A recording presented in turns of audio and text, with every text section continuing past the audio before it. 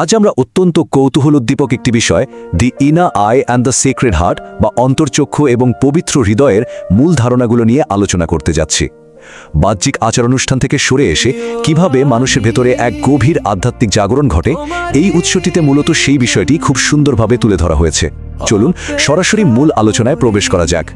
এই দার্শনিক পাঠ্যটি বিশ্লেষণ করতে গেলে শুরুতেই যে বড় প্রশ্নটার সামনে আসে তা হলো মানুষের প্রকৃত অস্তিত্ব আসলে কোথায় বাস করে।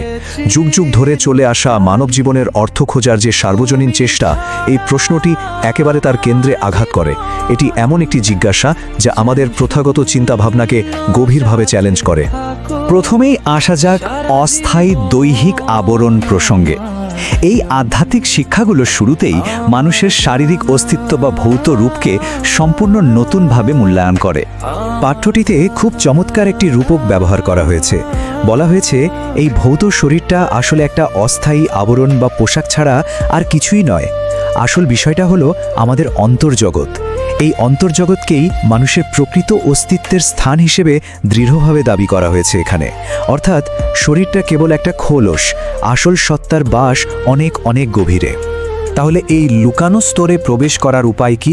আমাদের পরবর্তী বিষয় অন্তর্জগতের জাগরণ। এই জাগরণ প্রক্রিয়ার একদম কেন্দ্রে আছে অন্তর্চক্ষু বা ইনার আয়ের ধারণা। অন্তর্চক্ষু বলতে মূলত সেই গভীর আধ্যাত্মিক উপলব্ধিকে বোঝানো হয়েছে যার মাধ্যমে গভীরতর তাত্ত্বিক সত্যগুলো বুঝতে পারা সম্ভব হয় এবং একটি প্রকৃত ঐশ্বরিক সংযোগ অর্জন করা যায়। এই জাগরণ কিন্তু এমনি এমনি হয় না, এর একটা সুনির্দিষ্ট পদ্ধতি আছে। উৎসটি মূলত 3টি ধাপের কথা বলে। 1. ভৌত শরীরের এই অস্থায়ী প্রকৃতিকে শর্তহীনভাবে মেনে নেওয়া। 2. সম্পূর্ণ আলোকিত ও পরিশুদ্ধ হৃদয় নিয়ে পবিত্র গ্রন্থগুলো পাঠ করা। এবং 3. নিজের ভেতরে থাকা আধ্যাত্মিক সত্তা বা আত্মাকে সক্রিয় করে তোলা।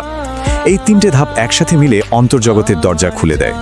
এই আধ্যাত্মিক জাগরণের গভীরে গেলে এক নতুন অভিজ্ঞতার মুখোমুখি হতে হয়, আর তা হলো ঐশ্বরিক উপস্থিতির সম্মুখীন হওয়া। উৎসটি বেশ সাহসিকতার সাথেই দাবি করে যে অন্তর্চক্ষু সম্পূর্ণরূপে জাগ্রত হলে একজন সাধক অত্যন্ত স্পষ্টভাবে পবিত্র ব্যক্তিত্বদের উপস্থিতি অনুভব করতে পারেন। এখানে বিশেষভাবে মাওলা আলী এবং নবী মোহাম্মদ সাল্লাল্লাহু আলাইহি ওয়াসাল্লাম এর কথা উল্লেখ করা হয়েছে। বলা হয়েছে এই উপলব্ধি এতটাই জীবন্ত হতে পারে যেন মনে হবে তারা আক্ষরিক অর্থেই সেই একই ঘরে শারীরিকভাবে উপস্থিত আছেন। এটি একটি অসাধারণ উচ্চতর আধ্যাত্মিক স্তরের বর্ণনা। পবিত্র ব্যক্তিত্বদের এই অবিরাম সান্নিধ্য আমাদের পরের ধাপে নিয়ে যায়। সেটি হল প্রথাগত ধর্মীয় অনুশীলনের ঊর্ধ্বে।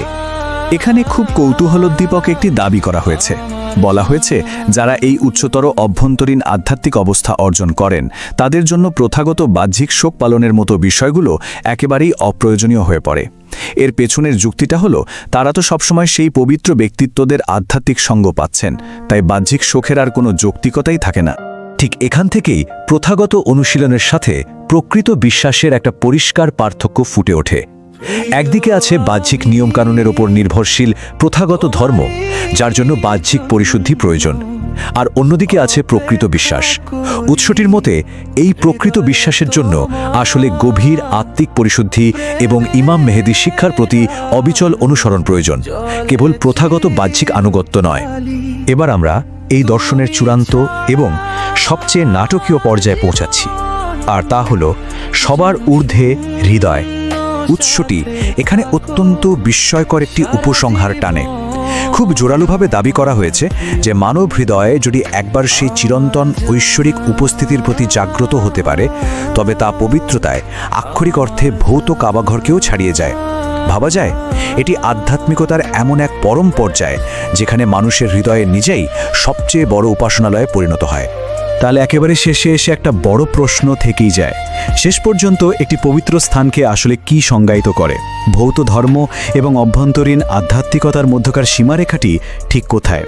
চূড়ান্ত উপাসনালয় কি পাথর দিয়ে তৈরি কোনো স্মৃতিসৌধ, নাকি একটি সম্পূর্ণ জাগ্রত মানব হৃদয়? ভাবার মতো চমৎকার একটি বিষয়, তাই না? আজকের এই বিশেষ বিশ্লেষণে আমরা এমন একটি রহস্যময় এবং দারুণ আকর্ষণীয় জগতে প্রবেশ করতে যাচ্ছি যা নিয়ে যুগ যুগ ধরে মানুষের কৌতূহলের কোনো শেষ নেই। আমাদের আজকের মূল উৎস হল ইসলামিক আধ্যাত্মিকতার একটি চমৎকার পাঠ, যা the threshold of esoteric wisdom and the divine household বা গুপ্ত প্রজ্ঞার প্রবেশদ্বার এবং ঐশ্বরিক পরিবার নিয়ে আলোচনা করে। এই উৎস উপাদানটি মূলত বাইরের দৃশ্যমান জগৎ থেকে ভেতরের এক গভীর আধ্যাত্মিক কাঠামোর দিকে আমাদের একটা সুশৃঙ্খল যাত্রায় নিয়ে যায়। তো চলুন আর দেরি না করে মূল আলোচনায় প্রবেশ করা যাক। আচ্ছা, ভাববার বিষয় হলো আমাদের সাধারণ প্রাতিষ্ঠানিক পড়াশোনা বা প্রথাগত একাডেমিকের সীমানার বাইরে আসলে কি আছে। মূল লেখাটি ঠিক এই জায়গাতেই আঘাত করে। আমরা সাধারণত বই পড়ে বা একাডেমিকভাবে যা শিখি তার বাইরেও কি এমন কোনো জ্ঞান আছে যা শুধু অনুভব বা বিশেষ কোনো সংযোগের মাধ্যমেই পাওয়া সম্ভব? এই প্রশ্নটাই আমাদের আজকের আলোচনার একদম কেন্দ্রে রয়েছে। অধ্যায় 1, প্রথাগত আইনের বাইরে। প্রথাগত রীতিনীতির বিশাল দেয়াল পেরোলেই আমরা পাই এসোটেরিক উইজডম বা গুপ্ত প্রজ্ঞা। মূল লেখা এটাকে বেশ চমৎকারভাবে সংজ্ঞায়িত করা হয়েছে। বলা হচ্ছে এটি হলো সেই লুকানো অভ্যন্তরীণ আধ্যাত্মিক জ্ঞান যা প্রথাগত ধর্মীয় আইনের বাইরে গিয়ে অনুসন্ধান করতে হয়। ব্যাপারটা অনেকটা একটা বিশাল ধাঁধার মতো, যেখানে বাহ্যিক নিয়মের আবরণ ভেদ করে ভেতরের আসল সত্যটাকে খুঁজে বের করাই হলো মূল লক্ষ্য। উৎস উপাদানটি এখানে বাহ্যিক পাণ্ডিত্য এবং অভ্যন্তরীণ প্রজ্ঞার মধ্যে খুব স্পষ্ট একটা রেখা টেনে দিয়েছে। দেখুন, সাধারণ একাডেমিক অধ্যয়ন আমাদেরকে হয়তো একটা নির্দিষ্ট পর্যায় পর্যন্ত নিয়ে যেতে পারে, কিন্তু সেই গভীর অভ্যন্তরীণ জ্ঞান অর্জনের জন্য সম্পূর্ণ ভিন্ন ধরনের একটা উপলব্ধির প্রয়োজন হয়, যা শুধু বইয়ের পাতায় আটকে নেই। লেখাটি সম্পূর্ণ নিরপেক্ষভাবে এই দুটি জগতের গভীর পার্থক্যকে তুলে ধরেছে। অধ্যায় 2, গোপন সত্যের প্রবেশদ্বার। এখন এই গভীর জ্ঞানে পৌঁছানোর জন্য সঠিক দরজা বা প্রবেশদ্বার খুঁজে পাওয়াটা কিন্তু অত্যন্ত জরুরি। পাঠ্যটি খুব স্পষ্টভাবে নবী মোহাম্মদ এবং ইমাম আলীকে সেই অপরিহার্য প্রবেশদ্বার বা এসেনশিয়াল গেটওয়ে হিসাবে চিহ্নিত করেছে। এখানে দাবি করা হয়েছে যে প্রথাগত শিক্ষার মাধ্যমে যেই সত্যের নাগাল পাওয়া যায় না, সেই লুকানো সত্যে পৌঁছাতে হলে এই নির্দিষ্ট প্রবেশদ্বার দিয়েই প্রবেশ করতে হবে। পুরো রহস্যময় ধারাবাহিকতাটিকে এই পাঠ্যে 4টা ধাপে ভাগ করা হয়েছে। প্রথমে রয়েছে গুপ্ত জ্ঞানের অনুসন্ধান, এরপর আসছে সেই প্রবেশদ্বার অর্থাৎ নবী এবং আলী। তৃতীয় ধাপে মাধ্যম হিসেবে আসছেন ফাতেমা এবং মেহেদি, আর একদম শেষ ধাপে রয়েছে ঐশ্বরিক মিলন। এই ধারাবাহিকতাটি আমাদের অভ্যন্তরীণ যাত্রার প্রতিটি ধাপকে অত্যন্ত সুশৃঙ্খলভাবে চোখের সামনে তুলে ধরে। অধ্যায় 3, ঐশ্বরিক মিলনের মাধ্যম। সেই প্রবেশদ্বার পেরিয়ে এই আধ্যাত্মিক প্রাসাদের একদম ভেতরে গেলে পরিচয় ঘটে ঐশ্বরিক পরিবারের সাথে। পাঠ্যটিতে লেডি ফাতিমার অত্যন্ত গুরুত্বপূর্ণ ভূমিকা এবং ইমাম মেহেদির বিশেষ আধ্যাত্মিক কাজের কথা উঠে এসেছে। এদেরকে মূলত ঐশ্বরিক মিলনে পৌঁছানোর অপরিহার্য মাধ্যম হিসেবে উল্লেখ করা হয়েছে, অর্থাৎ সেই ঐশ্বরিক স্তরে পৌঁছানোর জন্য এই মাধ্যমগুলোর ভেতর দিয়ে প্রবাহিত হওয়াটা একটা আবশ্যিক শর্ত হিসেবেই লেখায় উপস্থাপিত হয়েছে। এর মানে দাঁড়াচ্ছে এখানে একটা বড় দাবি করা হয়েছে, প্রকৃত জ্ঞান বা এনলাইটেনমেন্টের জন্য শুধু বাহ্যিক জ্ঞানার্জনই কিন্তু যথেষ্ট নয়, বরং এর জন্য প্রয়োজন নির্দিষ্ট আধ্যাত্মিক সংযোগ। আগের ধাপে আমরা যে ঐশ্বরিক পরিবারের সদস্যদের কথা জানলাম, পাঠ্য অনুযায়ী সেই ভেতরের আধ্যাত্মিক জগতে প্রবেশ করতে হলে তাদের সাথে সরাসরি এই সংযোগটি স্থাপন করতে হবে। এটা নিছক কোনো বৌদ্ধিক চর্চা নয়, বরং গভীর এক আধ্যাত্মিক শর্ত। অধ্যায় 4, সীমানা অতিক্রম করা। এই সব মাধ্যম পার হয়ে চূড়ান্ত গন্তব্যটা আসলে কোথায়? মূল লেখায় এই গুপ্ত জ্ঞান বা এসোটেরিক অনুসন্ধানকে এমন একটি চূড়ান্ত যাত্রা হিসেবে তুলে ধরা হয়েছে যার মূল উদ্দেশ্যই হলো অখণ্ড ঐশ্বরিক সত্তার সাথে মিলিত হওয়া। এই পর্যায়ে এসে আর কোনো বাহ্যিক নিয়ম কাজ করে না, এখানে লক্ষ্য একটাই, ঐশ্বরিক একাত্মতা।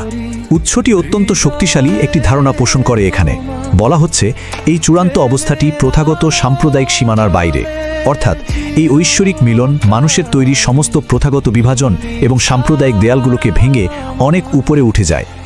এই আধ্যাত্মিক যাত্রার চূড়ান্ত রূপটি কোনো নির্দিষ্ট সম্প্রদায়ের গণ্ডিতে আবদ্ধ থাকে না, বরং সর্বজনীন এক রূপ লাভ করে।